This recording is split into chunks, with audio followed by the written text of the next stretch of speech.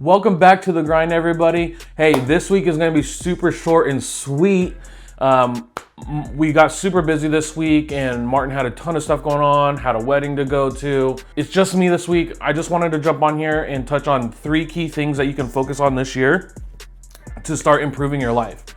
Hey, and if you have been getting any value from this show at all, the easiest and best way to help promote this and just get the word out there is to rate the show on wherever you listen to podcasts. So if you're enjoying the show, just go ahead and do that for me and it would be so much appreciated. But anyway, let's jump into this week's topic. 3 things to start improving your life this year.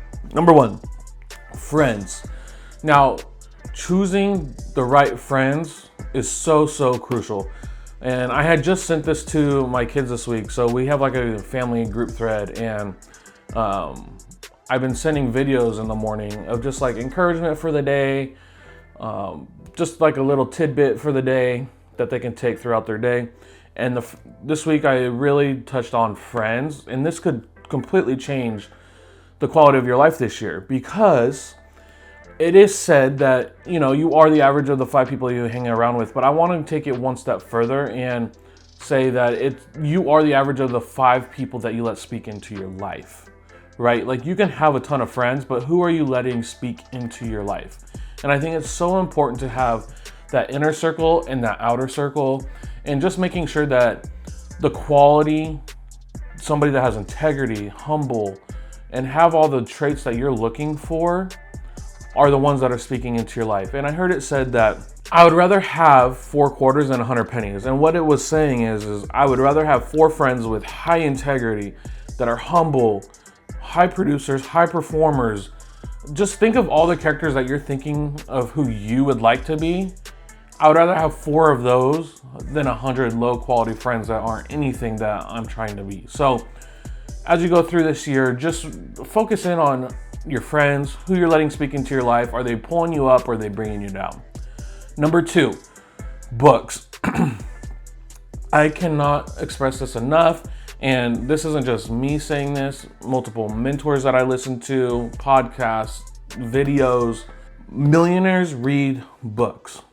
So if you're trying to grow in that capacity, or just learn in general, or just grow your knowledge, read books. Like, it is so important. I can't tell you the amount of things that I have learned from just reading books. Like right here, I have this one sitting right here. High Performance Habits. And if you're listening on podcasts, I just showed it on the camera. So if you want to go look on YouTube or watch this on YouTube, feel free, the Dylan Smith. But the importance of books and just the knowledge that you can gain from people's years of experience is unprecedented. So it's like, I can take 15 years to learn a specific topic, or I can read a book and get somebody's knowledge and their life experience within a day or 2, and sometimes hours, just depending on the size book. So when you have to always be in a state of learning and constantly trying to grow, and it will significantly improve the quality of your life this year, because you're gonna have new knowledge that you didn't have before. Number 3. Now, this one is still a work in progress for me sometimes, but I'm getting a lot better at it, and it's going to be patience. I know. You're like, what in the world does that have to do with my quality of life? Now, one thing I've noticed is I make my worst decisions when I am rushed. And I don't know if any of you can relate, but when you feel like something's being rushed or things are moving too quickly, a lot of times we forget to just sit and think and pray about, is this something that I should be doing right now? Or is this something that I should be doing, but just, maybe waiting longer down the line? And I heard it said that patience is just finding something to do in the meantime. So a lot of times, like even in business, right? And I heard this from another mentor that I listened to, is a lot of times when you make new changes in your business, you can usually see about a 20% decrease in your business before that change over time, it'll gradually build and you can see like a 5% increase in your business. But initially, it's going to take a 28% hit. Now, if you're constantly making changes, think of all that adding up, 20%, 20%, 20%. Now, sometimes it's just better to, if you do make a change, just sit there and just be patient and just let things ride. And sometimes it's just better to let your business go and just flow and ride and, enjoy the slow increase that you're getting over time, and being patient of just like, hey, I don't need to make any changes right now. Like, let's just be patient, really see where this is going. A quick story. Right now we're in the process of looking for another location.